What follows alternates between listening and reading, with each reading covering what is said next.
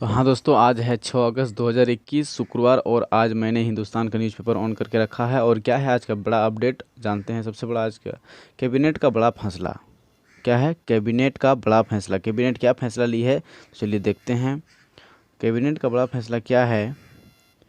तो यहाँ देखिए, 10वीं से 12वीं झारखंड से तो नौकरी, जेएसएससी में अब एक ही परीक्षा। अगर आप झारखंड से हैं और झारखंड से अगर आप जेएसएससी का एग्ज़ाम देते हैं तो पहले क्या होता था, जेएसएससी में 2 एग्ज़ाम देना पड़ता था। पहले प्री एग्ज़ाम देना पड़ता था, उसके बाद फिर मेंस एग्ज़ाम देना पड़ता था। दोनों में ऑब्जेक्टिव क्वेश्चंस पूछे जाते थे। अब क्या होगा कि प्री एग्ज़ाम्स नहीं होंगे, डायरेक्ट मेंस एग्ज़ाम होंगे, डायरेक्ट मेन एग्ज़ाम। ठीक है फ्रेंड्स, तो देखिए यहाँ क्या लिखा है कि 10वीं से 12वीं झारखंड से तो नौकरी, जेएसएससी में अब एक ही परीक्षा देनी होगी। अब देखते हैं पूरा क्या है, अब क्यों एक ही परीक्षा देनी चाहिए उसके बारे में विस्तार से जानते हैं हम लोग। चलिए दोस्तों देखते हैं। यहाँ देखिए रांची का यह है, रांची विशेष संवाददाता।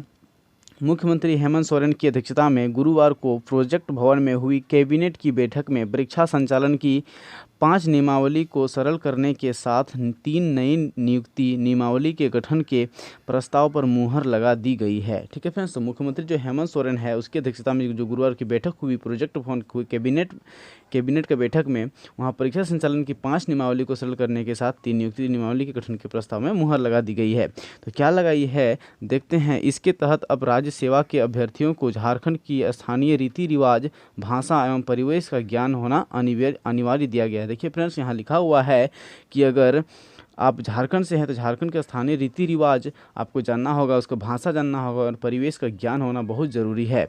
तभी आप उसमें एसएससी में, जेएसएससी में फॉर्म भर सकते हैं और उसमें एक ही एग्ज़ाम देके पास कर सकते हैं।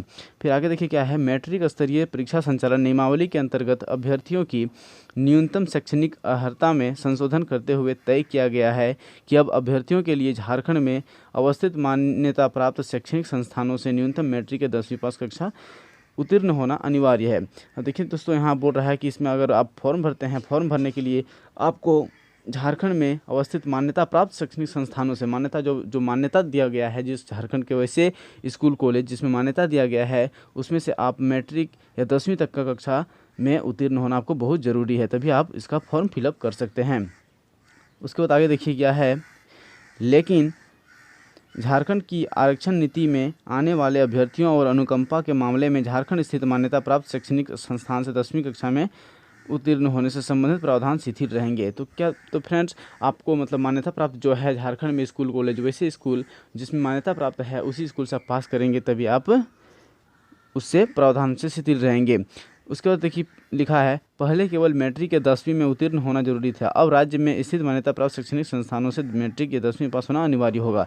तो फ्रेंड्स पहले क्या था कि आप कोई भी कॉलेज, कोई भी स्कूल से, चाहे वह शैक्षणिक संस्थान जो मान्यता प्राप्त हो या ना हो, फिर भी आपको यहाँ से फॉर्म फिलअप कर सकते थे और एग्ज़ाम दे सकते थे। अब यहाँ ऐसा सुविधा नहीं है और पहले 2 एग्ज़ाम देना पड़ता था, इसलिए अभी जो है आपको मान्यता प्राप्त जो है स्कूल, उससे आपको पास करना ज़रूरी है, तभी आप फॉर्म फिलअप कर सकते हैं। देखते हैं आगे क्या है। अब राज्य में स्थित मान्यता प्राप्त संस्थान से अनिवार्य होगा। ठीक है, ऐसा स्थानीय युवाओं को वरीयता देने के लिए कहा गया है। स्थानीय जो युवा है उससे वरीयता देने के लिए कहा गया है। यह संशोधन 5 परीक्षा संचालन नियमावली और नई नियुक्ति नियमावली में किया गया है। जो बैठक हुआ था उसकी नियमावली के अनुसार यह किया गया है।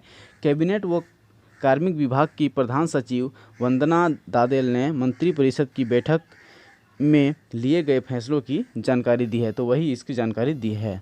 तो फ्रेंड्स पहले क्या होता था कि आप एग्ज़ाम देने के लिए फॉर्म फिलअप कर सकते थे, चाहे वह शैक्षणिक संस्थान जो है वह मान्यता प्राप्त हो या ना हो, लेकिन अब ऐसे कर दिया गया है कि आप मान्यता प्राप्त शैक्षणिक संस्थान से कम 10वां पास हो तभी आप इसको एग्ज़ाम दे सकते हैं। और इसमें अब पहले क्या होता था, 2 एग्ज़ाम देना पड़ता था, अब इसमें एक ही एग्ज़ाम देना पड़ेगा। तो दोस्तों यही था आज का न्यूज़, आज का अपडेट। तो कैसा रहा आज का अपडेट, इसी तरह मैं आपको रूबरू करता रहूँगा अपडेट से। तो फ्रेंड्स अगर आप अभी तक हमारे चैनल को सब्सक्राइब नहीं किया है तो सब्सक्राइब कर लें और बगल में बेल आइकन की घंटी को भी दबा दें। ठीक है फ्रेंड्स, मिलते हैं फिर नेक्स्ट वीडियो में, तब तक के लिए बाय। जय हिंद, जय भारत, वंदे मातरम।